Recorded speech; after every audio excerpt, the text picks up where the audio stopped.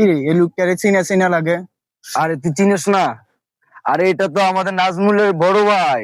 Nazmul private car নিয়ে ঘুরে, কত সুন্দর নারী তার কাছে, কিন্তু ভাইয়ের বড় ভাইয়ের মূল্য দেয় না। বড় ভাই আজ ছোট ভাইয়ের লেখাপড়া করাতে করাতে এখন ফকির। কি বলস, এটা কি নাজমুলের ভাই? আরে ভাই, রে নাজমুলের ভাই। উনারে ডাক দি আমরা শুনি কি অবস্থা এখন ওনার। হ্যাঁ, ডাক দে উনাকে, ডাক দে উনাতে বিস্তারিত কবির ভাই, কবির ভাই, কবির ভাই।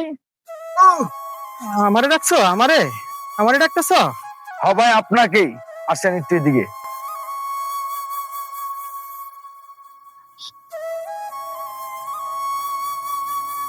ভাই, আপনার কি সমস্যা? বসেন তো একটু শুনি। তোমরা শুনবা কি সমস্যা? শুনবো, আপনি বলেন। শুনবা কি সমস্যা? ওনার জন্য আপনাকে ডাক দিচ্ছি ভাই।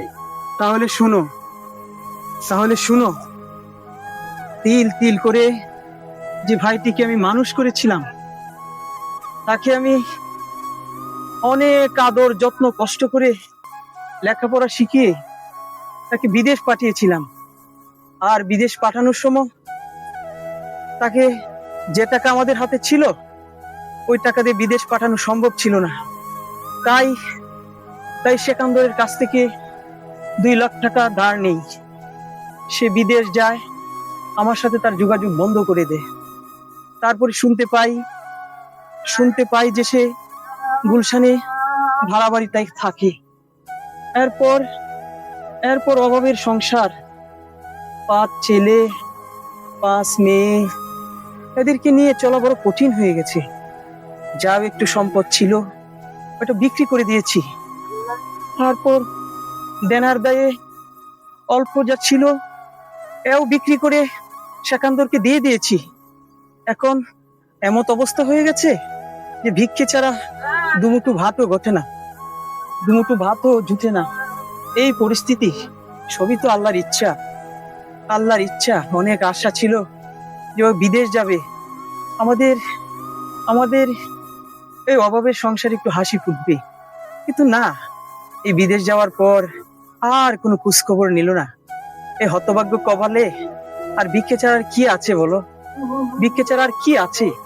ভিক্ষে যে আমার সাথী, ভিক্ষে যে আমার সাথী, এছাড়া আর কোনো উপায় নেই, এছাড়া আর কোনো উপায় নেই। ভাই, আপনি মনে কষ্ট নেন না, উপরে আল্লাহ আছে। আপনার ছোট ভাই আপনার সাথে যে বেমানিটা করছে, আল্লাহ কখনো ক্ষমা করবে না তাকে। আপনি মনে শক্ত রাখেন।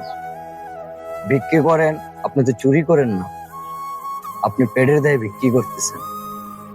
তো আপনি 5 ওয়াক্ত নামাজ পড়েন, আর আল্লাহ পাকের স্মরণে তার জন্য অভিশাপ দিবেন না। বলবেন আল্লাহ তাকে তুমি হেদায়েত দান করেন, তাহলে দেখবেন আল্লাহ পাক একদিন আপনার কাছে আপনার ছোট ভাইকে এনে দিবে। ঠিক আছে, ঠিক আছে ভাই, তোমরা ভালো থেকো, ভালো থেকো, আমার জন্য দোয়া করো।